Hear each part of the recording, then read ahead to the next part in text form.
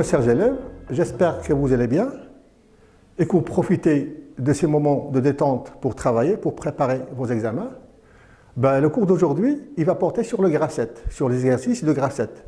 On a vu la séance dernière le graphe 7, comment il évolue, à quoi il sert. On va voir cette séance, comment on va exploiter un graphe 7, comment on peut automatiser un système à travers, bien sûr, un cahier de charge spécifique. Donc, on va commencer dans un premier temps par donner un récapitulatif sur ce que c'est qu'un système automatisé. Donc, un système automatisé est composé de plusieurs éléments qui exécutent un ensemble de tâches programmées sans l'intervention de l'homme. Donc, on a un système automatisé, c'est un système qui va nous permettre de passer d'une étape initiale, une étape où tout est figé, jusqu'à la fin de l'exercice sans que l'homme intervienne. De quoi est composé un système automatisé? Un système automatisé est composé de deux parties essentielles. Il y a la partie, ce qu'on appelle la partie commande, c'est elle qui donne les ordres à la partie opérative, c'est la partie qui va réaliser la tâche. Et puis, il y a la partie opérative, c'est la partie qui va exécuter le tâche qui va, en fonction des ordres qu'il va recevoir de la partie commande, elle va exécuter la tâche. On a ici un système représenté d'un système automatisé. Donc vous pouvez voir, on a la partie qui traite les informations, c'est la partie commande, qui, en fonction des ordres qu'il va recevoir ou des informations qu'il va recevoir, soit d'un opérateur, un homme, soit des capteurs, qu'elle va traiter ces informations et en conséquence envoyer des consignes à la partie opérative pour les exécuter. Mais en retour, la partie opérative, elle envoie un compte rendu à la partie commande pour signifier est-ce que les tâches ont été réalisées ou pas. Si les tâches ont été réalisées à la bonne heure, sinon l'ordre est reformulé autrement. Donc nous, on va s'intéresser à cette partie, la partie commande, ou du moins à une partie de la partie commande. Donc exemple de partie commande. La partie commande est peut-être représentée soit par un boîtier de commande, comme le cas des voitures actuellement. On a un calculateur, c'est lui qui gère toute la voiture, ou encore d'un microprocesseur en kit, ou carrément d'un ordinateur, ou d'un API, un automate programmable industriel. Par contre, pour la partie opérative, c'est la partie qui exécute les tâches. Ça veut dire que c'est la partie qui reçoit une énergie, qu'elle soit électrique ou pneumatique ou hydraulique, et en fonction de ça, va la convertir en une action mécanique. Exemple, moteur électrique, un vérin, qui soit pneumatique ou hydraulique, ou une simple lampe qui s'allume, va constituer une partie opérative. Les éléments de base d'un graphe 7. On a dit que, dans le cours précédent, que le graphe 7, c'est la contraction de 5 mots. Graphe fonctionnel de commande, étape, transition. Donc, comme son nom l'indique, c'est un graphe, donc une description graphique du fonctionnement de la commande et qui est constituée d'une succession d'étapes et de transitions. Donc, le graphe 7 est utilisé dans la représentation graphique conventionnelle des systèmes automatisés. Il se compose d'un ensemble de quoi? D'étapes auxquelles sont associées des actions, de transitions auxquelles sont associées des réceptivités et de liaisons orientées, reliant les étapes aux transitions et les transitions aux étapes. Donc pour bien comprendre tout ça, un graphe 7 c'est quoi? Déjà c'est une représentation graphique. Donc on va prendre un fonctionnement qu'on va décrire et qu'on va représenter graphiquement. Comment? En utilisant une espèce de graphe constitué d'étapes. Les étapes, bien évidemment, se sont représentées par des carrés et de transitions qui vont nous permettre de passer d'une étape à une autre étape et de liaisons orientées qui vont relier les étapes aux transitions et des transitions aux étapes. Ensuite, les règles d'évolution d'un graphe 7. Comment un graphe 7 évolue? Comment est-ce qu'un système automatisé évolue? Parce que l'évolution du graphe 7 dépend de l'évolution du système automatisé. On ne fait que décrire le système automatisé, comment il évolue. La première règle, initialisation. La situation initiale caractérise le comportement initial de la partie commande. vis-à-vis de la partie opérative et correspond à l'étape active au début du fonctionnement. Donc l'étape active, c'est la première étape par laquelle va commencer le système automatisé. C'est une étape qui va décrire une situation de la partie, bien sûr, opérative. Ça veut dire si un moteur est à l'arrêt, on va signifier que le moteur est à l'arrêt. Si un vérin a une tige rentrée, on va dire que la tige du vérin est rentrée. Donc on décrit l'état repos en général du système automatisé par cette étape initiale. Elle est représentée, comme vous voyez ici, par deux carrés inscrits l'un dans l'autre. Ça veut dire que c'est la première étape par laquelle on va commencer. Deuxième règle, franchissement d'une transition. Donc le franchissement d'une transition s'effectue si l'étape précédente est active et la réceptivité associée est vraie. Lorsque ces deux conditions sont réunies, la transition devient franchissable et obligatoirement franchie. Donc pour franchir une transition, on sait que la transition, c'est bien évidemment ce qui nous lie, ce qui plutôt sépare deux étapes entre elles. Donc pour passer d'une étape à une étape, on passe par une transition. Et je vous ai déjà donné l'exemple au cours précédent que la transition, c'est comme les postes frontières. Pour passer d'un pays à un pays, on doit passer par la douane. Ensuite, est-ce que mon visa est valide? Je passe. Si mon visa n'est pas valide, je reste au poste frontière. La même chose ici, la transition n'est franchie que si l'étape précédente est active et que si la réceptivité est vraie. Ça veut dire que les conditions de passage soient vérifiées. Ensuite, règle numéro 3, évolution des étapes actives. Le franchissement d'une transition entraîne simultanément l'activation de toutes les étapes immédiatement suivantes et la désactivation de toutes les étapes immédiatement précédentes. J'ai un graphe 7, par exemple, avec une seule séquence. J'ai une étape active, dans ce cas transition validée, mais elle n'est pas franchie. Quand est-ce qu'elle va être franchie? Lorsque la réceptivité associée à cette transition est vraie. À ce moment-là, la transition va être franchie et du coup, je vais désactiver l'étape précédente et je vais bien évidemment activer l'étape suivante. Ici, on peut le voir. Pour passer de l'étape 1 à l'étape 2, le premier cas, on a la transition qui sépare les deux étapes, c'est ça, c'est le petit trait entre les deux, et la réceptivité associée à cette transition, c'est A. A, logiquement, elle peut prendre deux valeurs, soit prendre la valeur 0, l'état logique 0, ou la valeur 1. D'accord? Donc en fonction de la situation du système automatisé. À un certain moment du système, l'étape 1 s'active. Donc si vous remarquez, on a mis un petit point ici, indiquant que l'étape est active. Dans ce cas, la transition, elle est validée. Donc une transition n'est validée que si l'étape précédente est active. Mais elle n'est pas franchie. Pourquoi elle n'est pas franchie? Parce que la réceptivité associée à cette transition est égale à 0. Donc on ne peut pas la franchir, l'état va rester stationnaire comme ça, jusqu'à ce que la réceptivité va passer à 1. Dès que B passe à 1, à ce moment-là, la transition va être franchie. Elle va provoquer simultanément la désactivation de toutes les étapes précédentes et l'activation de toutes les étapes suivantes. Donc on a désactivé l'étape 1 pour activer l'étape 2. Donc premier cas, la transition 1-2 est non validée, l'étape étant inactive.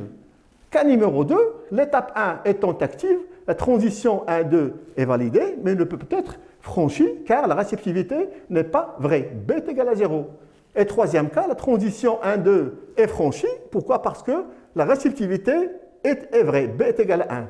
Dans ce cas-ci, l'étape 2 est activée et l'étape 1 est désactivée.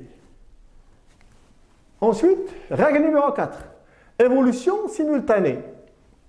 Plusieurs transitions simultanément franchissables sont simultanément franchies. Cette règle de franchissement permet notamment de décomposer un graphe 7 en plusieurs diagrammes indépendants. L'exemple ici, on a l'étape 1. Pour passer à l'étape 2, on passe par la réceptivité C, x10. L'étape 10 à l'étape 11, C, x1. D'accord? Donc on a, si vous voulez, deux séquences uniques C'est pareil. Mais n'empêche que cette même configuration, cette même schématisation, elle peut être représentée ici. Donc, l'étape 1 et l'étape 10, d'accord, ils sont reliés entre elles et on a une seule réceptivité qui va nous permettre d'activer les deux étapes 2 et l'étape 11. Donc, ça veut dire quoi? Dès que 1, 10 active, ça veut dire transition validée. Réceptivité ne franchie jusqu'à ce que C devienne égal à 1. Si C est égal à 1, dans ce cas, on va désactiver toutes les étapes, c'est ce que veut dire la phrase, simultanément toutes les étapes précédentes et on va activer toutes les étapes suivantes. Donc, soit représenté comme ça ou comme ça, c'est identique, c'est la même chose. D'accord? Donc là, plusieurs transitions simultanément franchissables et sont simultanément franchies. La même chose ici, deux étapes, bien évidemment désactivées et deux étapes activées. Ça veut dire que la transition a été franchie. Ensuite, activation et désactivation simultanée. Donc là, dans un certain moment, dans un graphe 7, le comportement parfois nous impose que, si on regarde un peu l'étape 1, d'après ce graphe 7, partir de 1, on a ce qu'on appelle ici une divergence en E. Divergence en E. Ça veut dire, automatiquement, dès que cette transition est validée, réceptivité vraie, automatiquement, on va désactiver 1 et activer 2. Mais si vous remarquez ici, je désactive 1. Pourquoi? Pour activer 1. Donc l'étape 1 va se trouver dans une situation, un ordre d'être désactivé par 2 et un ordre d'être activé par elle-même. D'accord? À ce moment-là, on donne la priorité à l'activation. D'accord? Donc c'est une activation prioritaire. Donc si au cours du fonctionnement de l'automatisme, une même étape doit être simultanément activée et désactivée, elle reste activée. Donc on donne la priorité à l'activation. D'accord? Donc je vais essayer pour... Ici, on a les différents types de graphes 7. On a plusieurs types de graphes 7. On a un graphe 7 de point de vue système.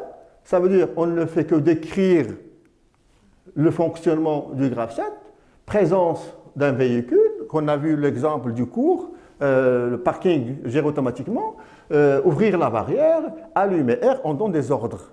Donc là, les réceptivités sont, si vous voulez, des phrases simples, mais par contre, les actions, ce sont des verbes à l'infinitif. Ouvrir la barrière, allumer la lumière, donc ce sont des ordres.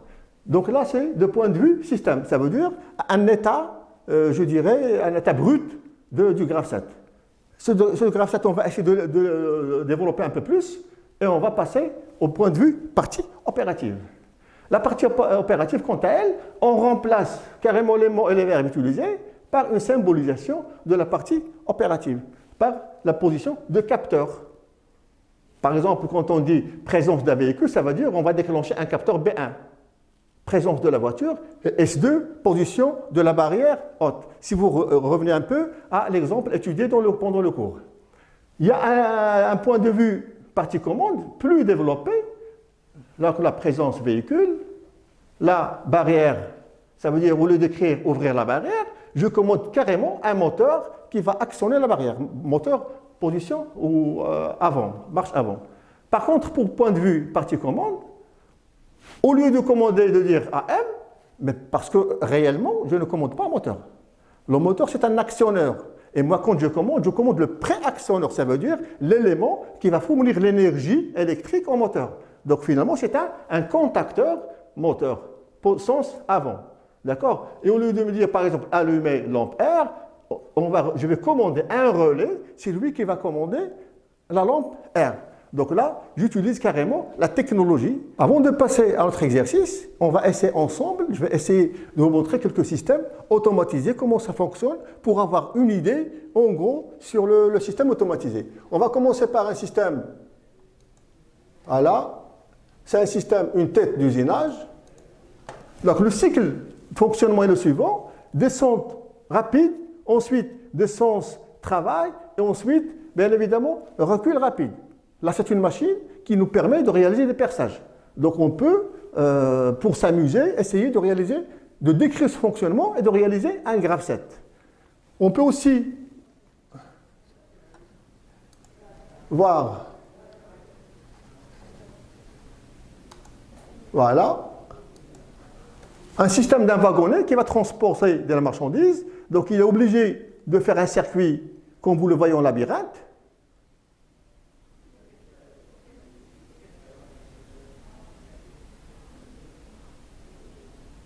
Et il s'arrête. Donc là, on part d'une position S2, cette étape initiale où rien ne fonctionne.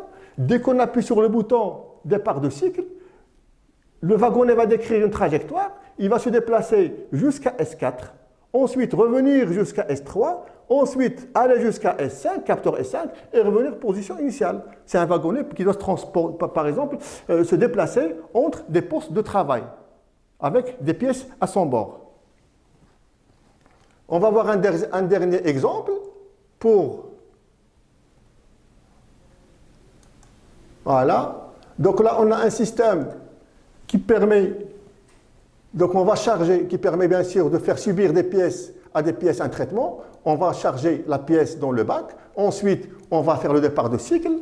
Le treuil, il soulève la pièce ou le lot de pièces. Ensuite, il se déplace pour les tremper dans une solution chimique pour leur faire subir un traitement de surface.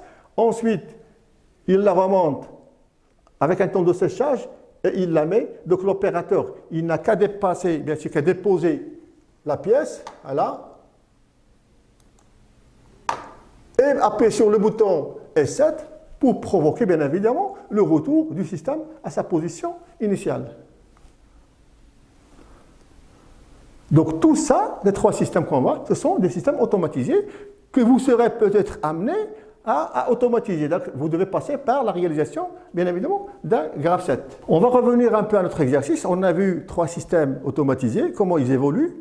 On peut éventuellement leur faire leur graphe 7, rien qu'en décrivant le fonctionnement. Là, on va à notre exercice. Donc l'exercice est le suivant. Sous l'influence de la force centrifuge, le voyageur d'un train est tiré vers l'extérieur de la courbe, voire figure ci-dessous. Ce phénomène physique a été, bien sûr, compensé comme suit. Donc là, on a un problème. Quand les voyageurs dans un train, arrivés sur une grande vitesse, arrivés à un virage, la force, l'accélération d'inertie, il va déporter les voyageurs dans un sens. Donc ça va leur causer, si vous voulez, une position inconfortable. Donc on peut le voir ici. Si le train roule tout droit, il n'y a pas de souci. Donc position du voyageur en train en ligne droite, pas d'accélération centrifuge. Donc le voyageur, il est confortablement assis, installé. Ensuite, dès qu'on arrive à un petit virage, la position du voyageur en virage, présente une accélération centrifuge non compensée. Donc si vous regardez ici, on a son poids vers le bas, on a déporté un peu vers la gauche, les deux, une résultante. Mais cet effort-là, il n'est pas compensé. Ça veut dire que ça va causer, bien évidemment, une position inconfortable chez le voyageur. Troisième cas, cette fois-ci, position du voyageur en train, en virage, accélération, centrifuge compensé. Là, si vous voulez, on a légèrement soulevé le wagon de manière à compenser l'accélération causée, bien évidemment, par la force centrifuge. Donc, le voyageur ne va rien sentir. Parce que on a gardé le plan horizontal, le voyageur va être déporté par l'inertie. Mais là, on a légèrement incliné d'un certain angle alpha, ici, pour compenser. Donc, c'est une accélération centrifuge compensée. Bon, comment ça fonctionne? Lorsque la vitesse V1 du train est normale, modérée, il n'y a pas grande vitesse, donc la compensation de l'accélération centrifuge est obtenue par l'inclinaison du train du plan des rails, par rapport au plan horizontal d'un angle alpha appelé le dévers. Le rail extérieur est plus haut que le rail inférieur. Donc là, l'ONCF, pour éviter ce problème, qu'est-ce qu'ils ont fait? Quand il y a un virage, ils soulèvent légèrement d'un certain angle le rail de gauche, extérieur, supérieur, extérieur, par rapport au rail inférieur, pour que le compartiment ne se déporte pas vers la gauche, ne va pas être emporté par la force d'inertie. Lorsque la vitesse V2 du train devient plus importante et dépasse la vitesse normale, V1, ça veut dire que V2 supérieur à V1, le voyageur ressent à nouveau le non-confort lors du passage en courbe, force F2, causée par l'accélération centrifuge malgré la présence de l'inclinaison alpha. Donc quand la vitesse augmente, même s'il y a un certain angle alpha de la rail par rapport au plan horizontal, le voyageur ressent toujours cette position d'inconfort. Donc la compensation de cette accélération est remédiée par l'ajout d'une inclinaison complémentaire d'angle alpha prime, angle ce qu'on appelle de pendulation, assuré par un système de pendulation. Donc lorsque la vitesse augmente, on a ajouté bien évidemment à l'angle alpha des rails un autre angle alpha prime, cette fois-ci concernant le compartiment lui-même. C'est le compartiment qui va se pencher soit vers la droite, soit vers la gauche en fonction du sens du virage. Si le virage est à droite, dans ce cas, l'angle va être ouvert vers la gauche. Et vice-versa. S'il est vers la gauche, l'angle de l'inclinaison va être dirigé vers la droite. Le système de pendulation, représenté ci-dessous, est constitué principalement d'un actionneur électromécanique qui agit sur la traverse supportant le compartiment non représenté. Ce dernier pivote autour de l'axe longitudinal. La traverse est suspendue aux bougies à l'aide de biellettes libres en rotation. Donc le système qu'on va utiliser, c'est un moteur, bien évidemment, électromécanique. C'est un moteur électrique avec un réducteur de vitesse. C'est lui qui va permettre un compartiment soit de se pencher vers la gauche, soit de se pencher vers la droite. Donc l'actionneur électromécanique est composé essentiellement, puisqu'il va fournir une action mécanique en recevant une énergie électrique, on l'a appelé actionneur. D'un moteur électrique à courant continu piloté par un variateur de vitesse. Donc vous savez tout ce que c'est un moteur électrique courant continu, d'accord? Et il est commandé par un variateur de vitesse qui, bien sûr, comme son nom l'indique, qui va le permettre de varier la vitesse du moteur en fonction, bien évidemment, de l'inclinaison. D'un réducteur de vitesse à engrenage, donc là c'est une partie mécanique reliée au moteur. Si le moteur, par exemple, tourne à une vitesse de 100 tours par minute, on n'a pas besoin de 100 tours par minute pour pivoter, pour articuler le compartiment. On a besoin, par exemple, que de 2-3 tours par minute. Donc, d'où la nécessité d'utiliser un réducteur de vitesse à engrenage. C'est comme une boîte de vitesse qui va réduire cette fois-ci la vitesse. D'un vérin mécanique dont la transformation du moteur, du mouvement, est assurée par un système vis-écrou. Donc là, un vérin mécanique, donc ce n'est pas un vérin pneumatique, il est mécanique. Ça veut dire qu'on va donner un mouvement de rotation à la vis, d'accord? Et on va supprimer la translation de l'écrou. L'écrou, dans le système vis-écrou, l'écrou va se déplacer. Donc on va transformer un mouvement de rotation en un mouvement de translation. Donc voilà le système. Vous avez ici les roues du compartiment. Vous avez ici l'axe de la rail. C'est l'axe longitudinal, le long de la rail. Et ce qui nous intéresse tout, c'est cet actionneur. C'est l'actionneur électromécanique. C'est comme une espèce de ces moteurs, on a dit, avec un réducteur. Et ensuite, on a ici les biellettes, qui vont permettre de soulever le compartiment dans un sens ou dans l'autre en fonction de l'inclinaison.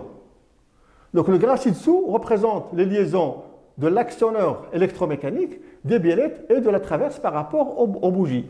Ce sont des liaisons qui existent entre la biellette, par exemple, et la bougie. On a une liaison pivot. Entre la biellette et la traverse, on a aussi une liaison pivot. Entre l'actionneur électromécanique et la traverse, on a une liaison rotule. Et entre l'actionneur et la bougie, on a une liaison rotule. Donc, c'est les différentes liaisons qui lient les différents éléments du système. Partie opérative.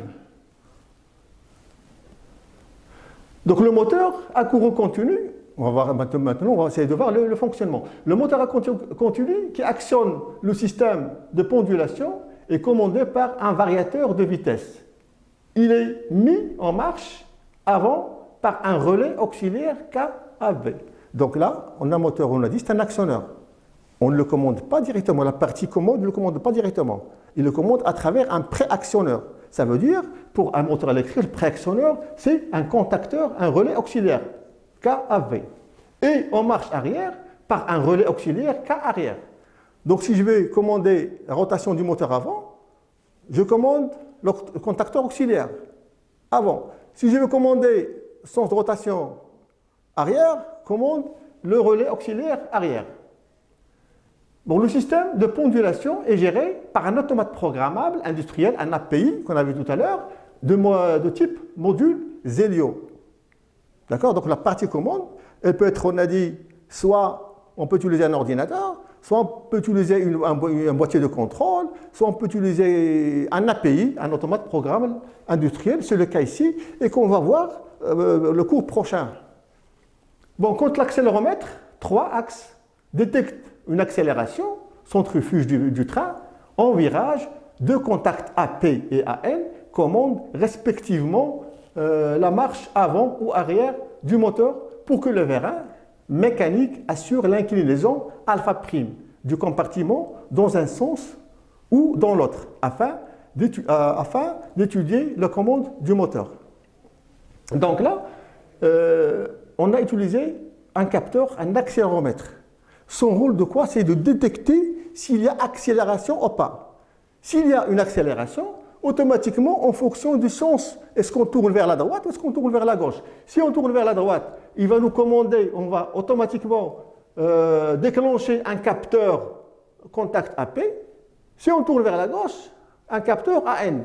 Et c'est le capteur qui va envoyer un ordre, une information à la partie commande pour dire que, attention, il y a accélération à droite ou à gauche. À ce moment-là, la partie commande, en l'occurrence le module Zelio, l'API Zelio, il va donner un ordre au préactionneur qui va transmettre l'énergie à l'actionneur pour se déplacer dans un sens ou dans l'autre pour compenser exactement, évidemment, le défaut. On va passer maintenant au tableau blanc pour essayer ensemble de voir le fonctionnement et d'élaborer un graph-set fonctionnel. Donc la première étape, c'est l'étape, on va appeler l'étape par exemple 1, ça va être étape initiale, donc c'est une étape dans laquelle on va mettre deux carrés l'un au milieu de l'autre pour signifier que c'est une étape initiale. D'accord? Ensuite, le train il roule en ligne droite, c'est ça l'étape 1. On ne sait pas s'il va tourner à droite ou s'il va tourner à gauche. Tout dépend bien évidemment de sa position, de sa situation. Supposons qu'il va tourner à droite, par exemple. Donc là, on a deux solutions. Soit qu'il tourne à droite, soit qu'il tourne à gauche. Supposons qu'il va tourner dans un sens ou dans l'autre, peu importe. Étape 2.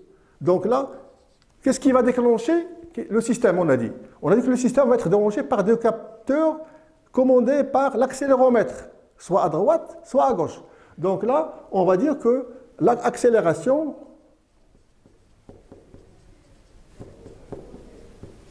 ici, par exemple, accélération ressentie. Ça veut dire que le capteur, il détecte qu'il y a une accélération. Qu'est-ce qu'il va faire? Il va commander, automatiquement l'action va commander le moteur. Donc là, on va mettre moteur, sens avant. Pourquoi? Parce qu'on a capté, le capteur a détecté une accélération de côté. Ensuite,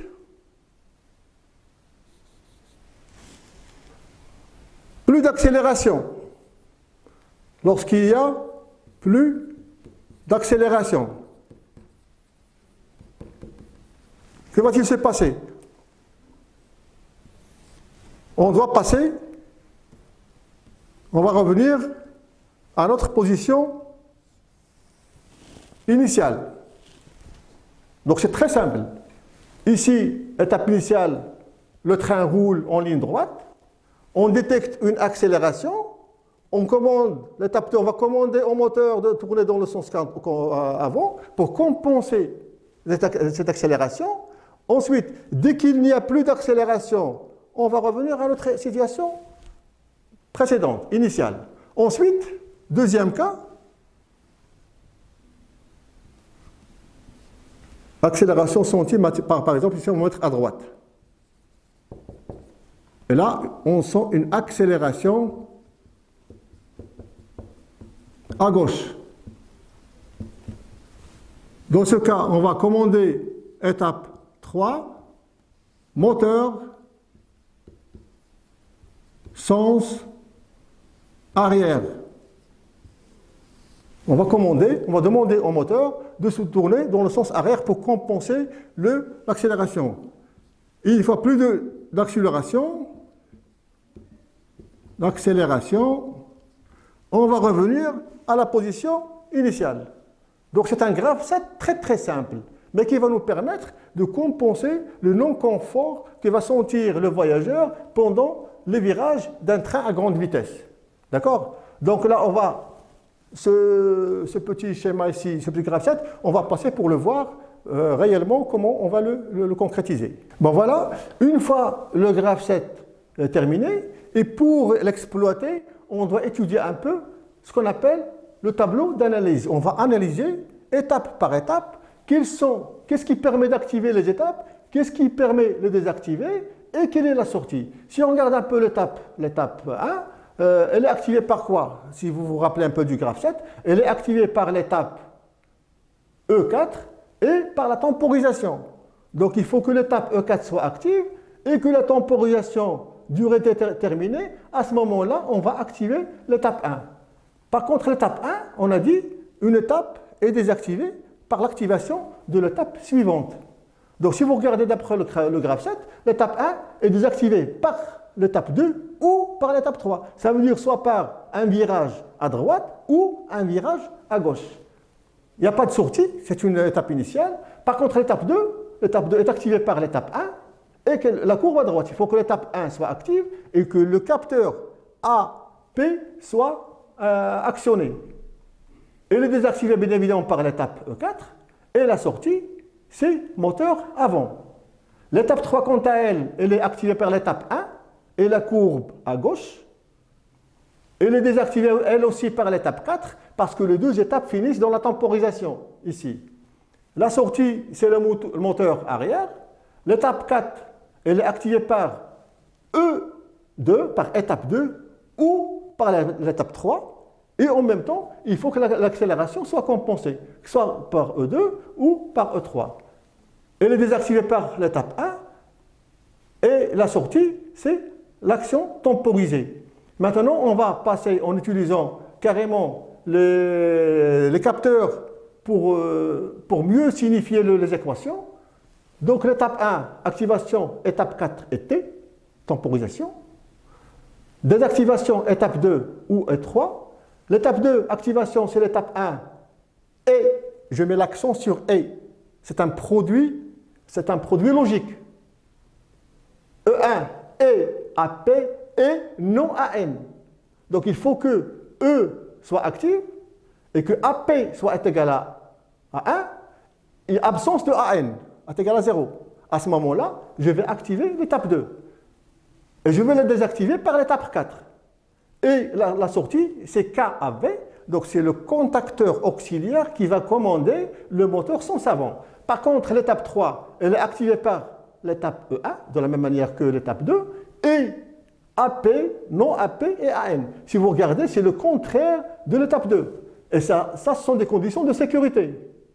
Parce que si jamais le capteur est coincé ou bloqué, il ne faut pas que ça marche. Donc l'étape 1 active, il ne faut pas que le capteur AP soit actionné et il faut que le capteur AN soit actionné. D'accord? Donc là, non AN, là non AP. Désactivation, c'est l'étape 4 et la sortie, c'est le contacteur auxiliaire sens arrière. L'étape 4, c'est une étape, si vous voulez, c'est là où convergent les deux séquences. Donc elle est activée par quoi? Par l'étape 2 et non AP. D'accord? Ou là, c'est la somme logique.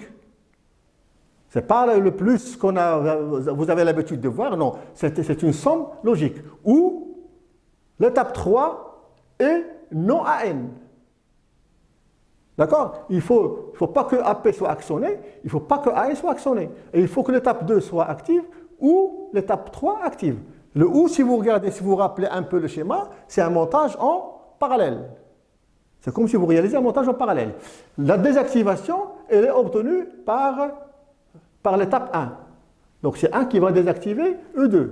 Et l'action de sortie, c'est TM. Donc là, ce sont les équations de sortie.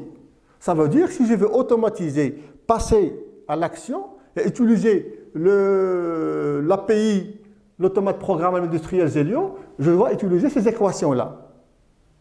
Bien évidemment, pour les introduire, pour que le fonctionnement puisse avoir lieu. Merci pour votre attention. J'espère que j'étais assez clair et à très bientôt, j'espère.